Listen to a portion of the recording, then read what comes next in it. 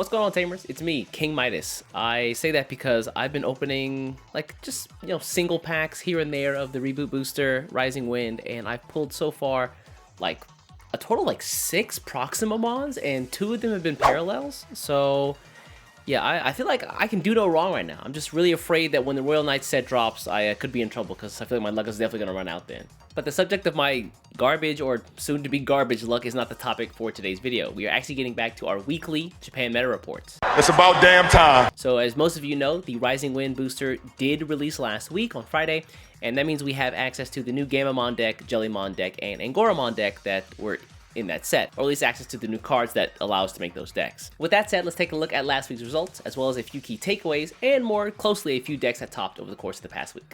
So actually hopping into the results, first thing I need to point out here is I would take these results just with a pinch of salt. This week's results are actually kind of wacky. It's this really weird time where it's like the week of a release. There are not a ton of events. I think normally we have about 50 to 60 events I can pull data from, but this week we only had about 35, 36 or something like that. And yeah, during the time of a new set being released, the first week is a lot of people just kind of trying stuff out. This is also this weird downtime between Evo Cups, and the Tamer battles officially start like next week in a lot of places. So that being said, I do think that of the 3 new decks that got released, or the 3 new decks that were in this set, Rising Wind, that again is Gammamon, Jellymon, and Angoramon, Gammamon seems to be doing the best, and that's not really a surprise to I think myself or anybody else who looked at the cards in that set. Gammamon definitely got a ton more support than the other 2 did, and as a result, we see it at the top of the rankings here, with 4 wins, I believe, tying with Blue Flare over the past week. I will say one of the key takeaways of actually just playing the deck as well as taking a look at some of the results is it does feel a little Machine-Dramon-esque when you like get to your level 5s, because the level 5s and higher give you all the effects of the other Digimon with Gammamon in their name. And that basically includes the effects of like all the level 4s as well as the level 3s in the deck. We'll get more into this as we take a look at a few decks that actually topped last week, but I will say that the most common effects on the level 4s for the Gammamon deck, which I think is the subject of maybe the greatest amount of debate, right now are Blitz from the Beetle Gammamon, Blocker, and Retaliation from the Gudu's Gammamon. But as we go down the list here, yeah, we talked about Gammamon. Blue Flare still doing extremely well. I mean, I'm telling you, Blue Flare in EX4 got such a huge boost with the blue-black cards that got released there. This deck is so fun to play now. Again, I said it before in a previous video, but it is so buttery smooth to play. It feels just right in pretty much every sense of the word. Up under that, of course, we've got in the rookie tier with just 2 to 3 wins over the course of the week. I think these are all 2 wins. It's going to be Wargreymon, Force Vigimon, surprisingly enough. The poster deck for EX4, the alternate being Alter S deck, is actually taking away a couple wins over the past week. If you guys want to know more about this deck specifically, I did an entire deck profile on it, including how to do the combos in the deck, as well as a couple of matchups there as well. Additionally, we've got the Beelzebubmon X Antibody deck that's still performing really, really well. And then rounding out the rookie decks with 2 wins, we've got the Red Hybrid deck. Now, what surprised me is the amount of wins that Bloomlord, Hydramon, and Quartzmon. I think people are calling it Bloom Quartz at this point, and probably what I would consider my sleeper pick for that's not really a sleeper pick. And probably what I would consider my top pick for this meta, Bloomlord, Hydramon, Quartzmon only eked out a single win. I'm assuming those people were just trying out other decks, like the Gammamon deck, for example, here. But it's running alongside things like Shine Greymon, which they get a little bit of support in EX4, as well as things like Jessmon, Diaboromon. All right, let's have a quick conversation about Diaboromon. There's one guy who's a really talented player, and his name is, he goes by the tag Omito. Omito is anytime you see 1 win with Diaboromon, 2 wins with Diaboromon, when Diaboromon hasn't gotten support, it's probably that guy. And in this case, it's also that guy. But he's done a really good job of taking Diaboromon and kind of making it relevant in the current meta, using things like Quartzmon and some other white-black cards that have been released over the course of the game's history. Great work, Omito. Keep it up for the Diaboromon stands out there. Anyway, going down the list here again, Ragnamon, Beelstar, Hunter's kind of there. This is really cool. We'll take a look at this deck later, but this is really interesting. Blue Rush deck. I don't know how to describe it, but it takes advantage of a lot of level 4 abilities and the Cerberusmon, the blue Cerberusmon. You probably forgot about that card. I know I did. To get multiple swings off in a turn with either jamming or not having the Digimon deleted for any reason. We'll take a look at this deck later though. It's really cool. I want to talk about it. And then rounding out the results here, we've got Minerva Loop, we've got a Crossheart as well as Dukemon, a weird Dex Dorugoromon deck, and then finally this crazy weird yellow-blue Shakomon control deck. I say Shakomon, but there's bigger stuff in here. It does run the yellow hybrids as well, but again, we'll take a look at this deck too. How about that? Well, I'll just show you guys this deck as well. But yeah, again, I would take this week's results with kind of a grain of salt. Let's see if they continue, or the streak continues into next week, then we know it's real. I still think we should definitely take a look at a couple of these decks though, especially the Gammamon deck, considering it's performing so well. I'm sure you guys would love to take a look at that. Let's dive in. So we can see here, like I said before, the most common attributes for this deck are going to be the Blitz effect from, it's hard to see because of the glare, but it's a BT8 Battle Gammamon, so who gives you Blitz. The blocker ability from the Wizened Gammamon from this set, as well as the retaliation from Guru's Gammamon from, I think, BT10? Is that correct? But outside of that, we also see the new Battle Gammamon, who gives you Raid, the ability to switch your attack to the strongest target on your opponent's side of the board, as well as the ability to play a Tamer for free.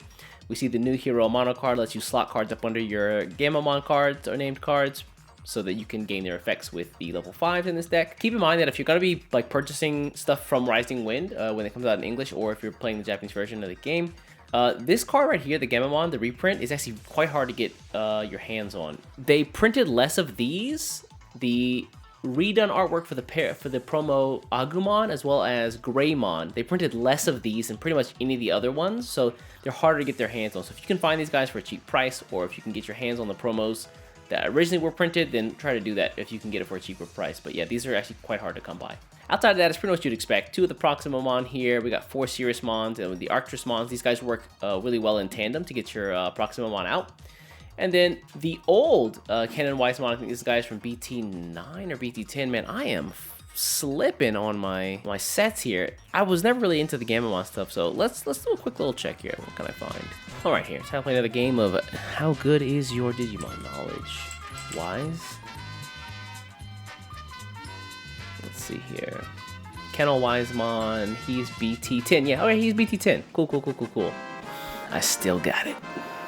But moving along, we've also got 3 copies of the Regulusmon. I'm not 100% sold on this card, so I'd love to see if other decks are running it, but I guess I'll have to wait for more results. But yeah, 3 copies of this guy, and then 3 copies of the new Canon Wisemon released in Rising Wind as well. It's kind of surprised that I didn't see any copies of Breakclaw in here, considering they're so hard to find right now in stores. I guess people were just getting to try them out, and then they didn't really pan out very well for the deck. But we'll take a look at some more results next week. So let's take a look at the Blue Rush deck that I had alluded to before when we were talking about the week's results. So this deck has a really cool concept. It uses the ability of Digimon that can either attack twice in the case of Tesla Jellymon, or things that gain jamming in the case of the Renamon, or the Cerberusmon here, the blue one that I forgot about. And then combines it with really low cost option cards, like We Have to Stop Fighting, which prevents Digimon from being deleted by battle, as well as things like the red plug-in cards to gain security attack, and then some of the cooler ways to basically nullify the cost of these options using things like the Renamon here, who allows you to gain +1 memory whenever you play a 2-cost option, higher option,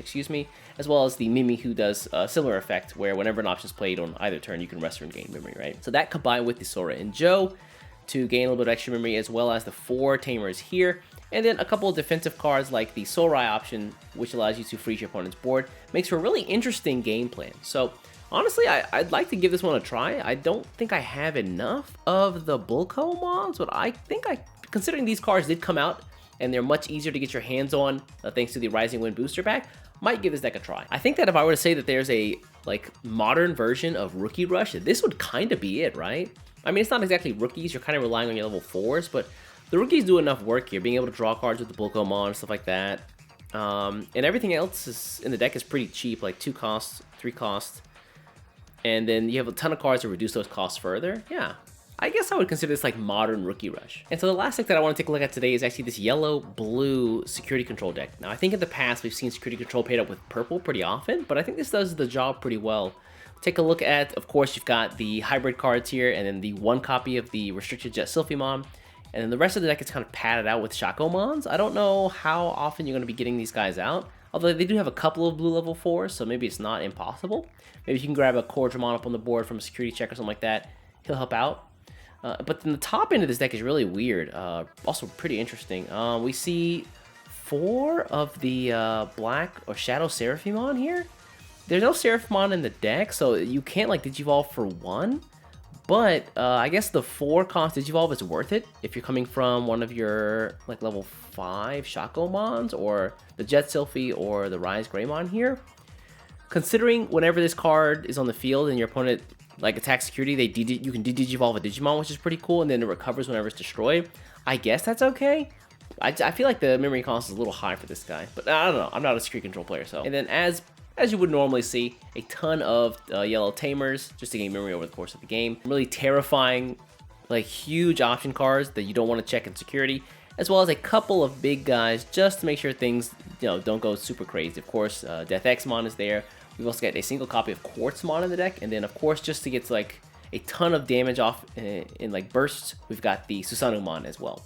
I will say, when I saw the new Shadow Seraphimon, I was kind of expecting it to be paired up, or they're like trying to pair like yellow and black together as a security like style deck, but I guess blue also works out. Blue, of course, having a ton of blue-yellow, kind of having that old archetype of being able to recover cards in case of like things like the Angoramon and the Shakomon.